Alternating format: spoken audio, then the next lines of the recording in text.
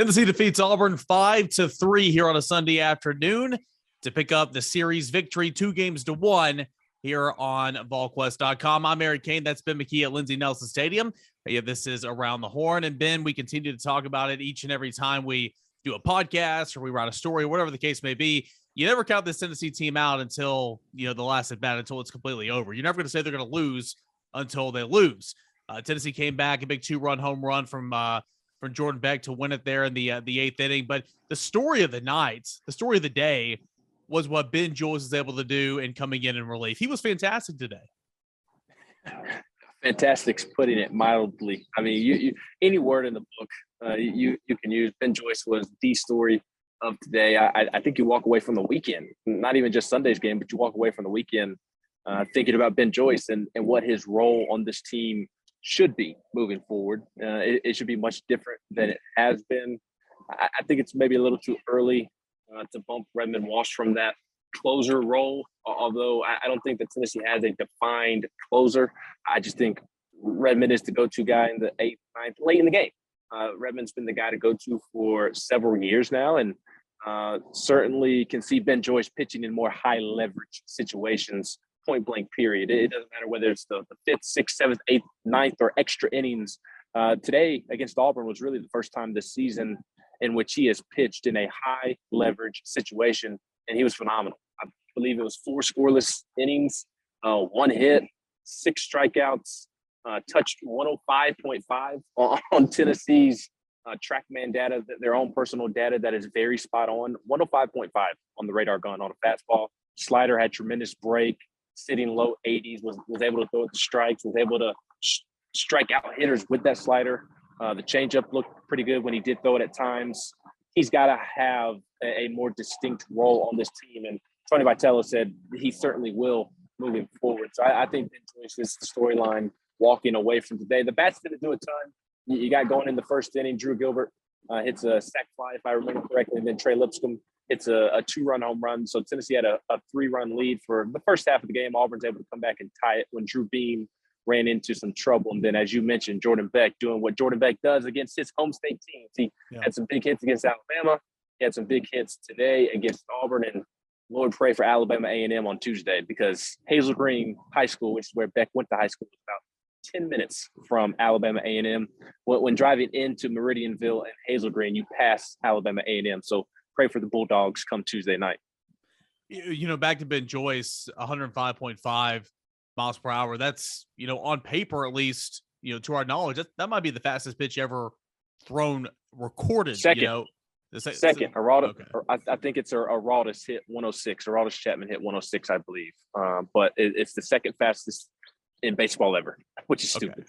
Yeah, I mean, regardless, it's stupid. The stat I saw, and I'm sure Chapman threw this as well, was 105.3. But regardless, I mean, it's up there, right? And it's incredible.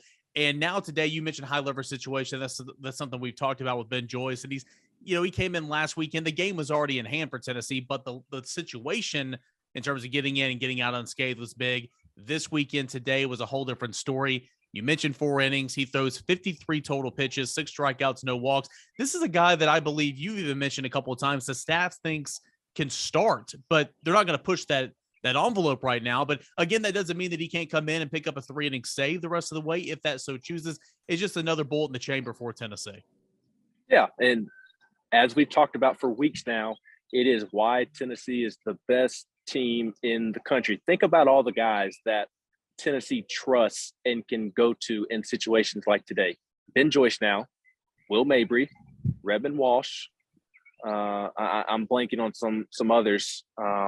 McLaughlin. There's about McLaughlin, thank you. And I was blanking because I was getting ahead of myself. There's going to be another one here in a minute, because there's only 3 starting options and there's 4 starting pitchers capable. So whether it's Drew Beam, Chase Burns, I don't know, Blake Tidwell, one of those guys is coming out of the bullpen, and they're capable of doing what Ben Joyce did today. It's just an embarrassment of riches. So there won't be de facto roles on this team.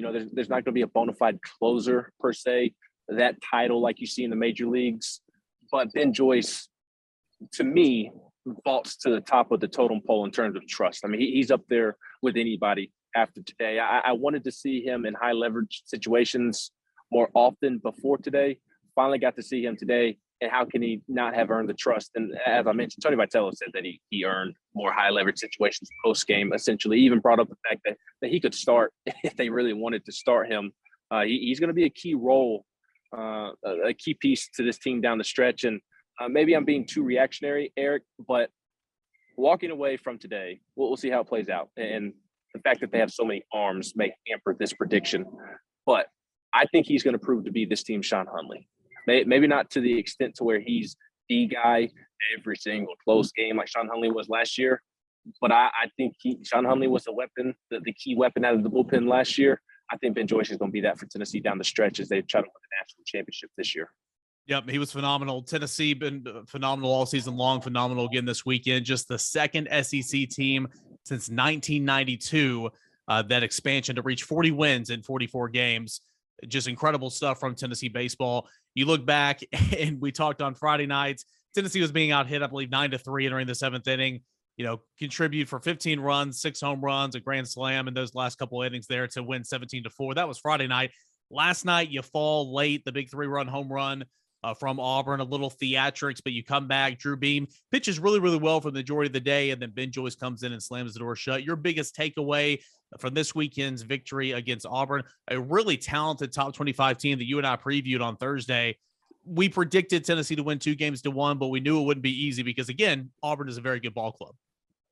Yeah, I mean, look, my biggest takeaway has been Joyce, but I also think I've run out of things to say about him. But it was nice to see Drew Beam bounce back after the start against Florida. And he didn't have a bad start against Florida. He just didn't have the same command that he had up until that Florida start. But still, huge credit to him gutting out that first and second inning at Florida when he didn't have his command and was able to pitch 5 innings.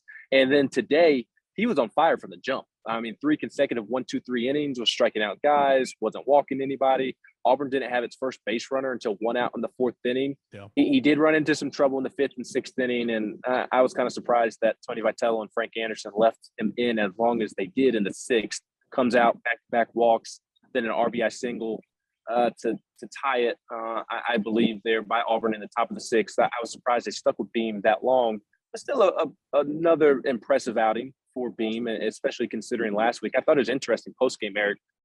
Tony made the comment of Auburn maybe having some of Tennessee's pitches and maybe also Tennessee having some of Auburn's pitches.